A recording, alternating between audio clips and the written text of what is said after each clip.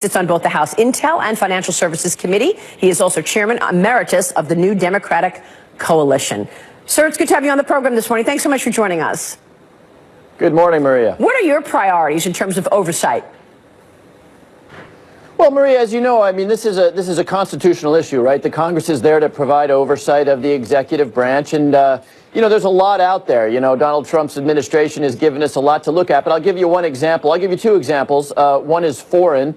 You know, the president tweets that we will be out of Syria in 30 days, no questions asked, right? That's a lot of money. That's a very different way of operating in the Middle East. But now his Secretary of State and the National Security Advisor, John Bolton, are saying, no, we're going to be there until every last Iranian boot is out. Those are two contradictory statements coming from the same administration. The representatives of the people and the people of this country who pay for those missions have a right to know what the truth is. And then, you know, you've got, you know, Scott Pruitt at, you know, at the EPA, who had to leave because of misbehavior. You know, we'll be looking into those kinds of things as the Constitution would have us do. Do you think that we should withdraw from Syria? You know, I'll tell you, I'm not a fan of this president, but I have always liked the fact that he is instinctively skeptical of having our troops on the ground in the Middle East. I don't think anybody wants a repeat of what happened in Iraq. I would not have done it the way that President Trump did. I think we've got to protect our Kurdish allies. I do think we've got to be in a position to push back against the Iranians and the Russians. But look, over time, I think we should be trying to reduce the number of Americans on the ground in places like Syria and Iraq and Afghanistan rather than increase those numbers. Okay, so that's exactly what the president is trying to do. Let me move on to your role on the Intel Committee, sir, because we've covered this a lot for the last year and a half, and we know that there was real FISA abuse, where the FBI did not tell the FISA judge who paid for the dossier that it was a political document, etc. Are you going to pursue that? Are you going to seek the truth there? Maria, that's not accurate, and I've looked at every single one of the FISA affidavits that the Justice Department in any way misled the judge. I understand that that's a Republican talking point, but that's simply not accurate. I didn't say misled. They did not tell the judge that the Democrats paid for the dossier. That's a fact.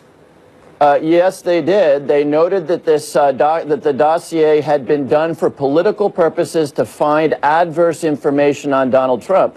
So again, that's just not accurate. They complied with their own procedures, and an Inspector General report determined that there had been no misbehavior there. But of course, we're going to continue to look at this. The judge said he did not know Hillary Clinton paid for the dossier, Congressman. So when you make a FISA application, you don't name American citizens or American entities ever. This is why we have the president being referred to as... It was his opponent in the election. You don't think that should have been pointed out, that it was Hillary Clinton who paid for the dossier, Congressman?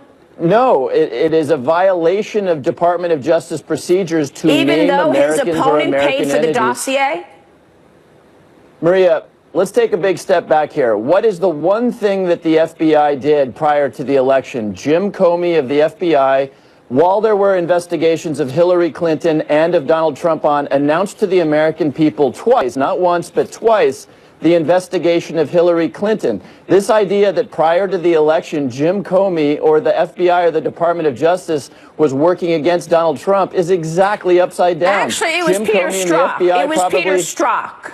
I think you knew that. We had never even heard the name Peter Strzok. Jim Comey announced to the American people. But it was Peter Strzok who presented the dossier. Whether the American people heard of the name before or not, that's the individual who presented it. Yeah, but you know that nothing in the dossier has been disproven. Not a single thing in that dossier has been disproven. You know that Jim Comey announced to the American people... Jim Comey himself said that it was not accurate. Jim Comey himself said that later. No, he didn't. He said that it was raw intelligence, which is what it was. But again, we're losing the forest for the trees here. Jim Comey probably handed the presidential election to Donald Trump. So this idea that the FBI and Jim Comey somehow were working hard against Donald Trump is just absurd on the face of it. Let me ask you something, Congressman, because I've got this report here that you and your colleagues have said that you have hard evidence of collusion between the president and the Russians. Are you going to tell us what that hard evidence is? What report is that? I've not seen that report, and I don't believe that we do have hard evidence of collusion. I'm not sure what it is you're referring to. You have said, the committee has said, you have more than circumstantial evidence of collusion. Circumstantial evidence of collusion. Where is that circumstantial evidence? Circumstantial? There's far better than circumstantial evidence. We have the president's son inviting Russians to Trump Tower and asking them for help in the election. We have the president himself saying, Russia, please find these emails. We have 4 or 5 senior Trump administration and campaign officials who are going to jail for lying about their contacts with Russia. And we learned in the last 48 hours, of course, that the FBI was concerned that the president might have actually been working wittingly or unwittingly for the Russians. So I don't know what your definition of circumstantial is. Knowing the activity on the left, Congressman, let's be honest here. We know Tony Podesta, John Podestra's brother, worked actively to stop the administration, from putting sanctions on Russia and Ukraine. We know that Hillary Clinton worked with Russians in terms of that dossier. Are you going to pursue that circumstantial evidence the way you say you have this circumstantial evidence? I only bring this up, Congressman, because this has been a circus of this, constant talk of collusion in the zeitgeist, and we still have yet to see any real evidence. So at some point, the American people need some honesty.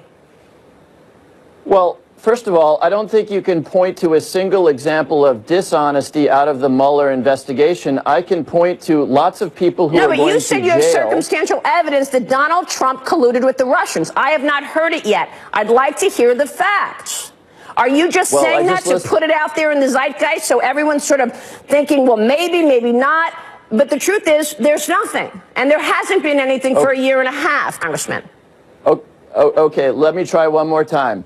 The president's son invited Russians to Trump Tower and asked them for help. The president asked Russia for help. Actually, I believe the story is that they contacted Donald Trump Jr. He didn't contact them. They contacted him. So you've now twice asked me the question. Do you want to hear me answer it? Yes, please, go ahead. Okay, so the Trump Tower meeting, Trump publicly asking, Trump firing Donald Trump by his own admission because it was lifting pressure from the Russia investigation. Maria, how many of the president's people are now going to jail or under indictment for lying about contacts with Russians? Why do you lie about contacts with Russians if you've got no reason to? The indictments have nothing to do with collusion. You know that. When you look at Manafort and what he's done, it's about tax evasion. It's about things that happened before this period. So you're mixing things up, and you know it. No, I'm not. So if Michael Flynn and George Papadopoulos and Paul Manafort and 3 or 4 others are lying about their contacts with Russians, does that not raise certain questions in your mind? I'd just like you to look at both sides, Congressman. You're not looking at both sides. I think the American people deserve that. I hope you'll come back soon to finish the conversation. Thank you, sir. Okay.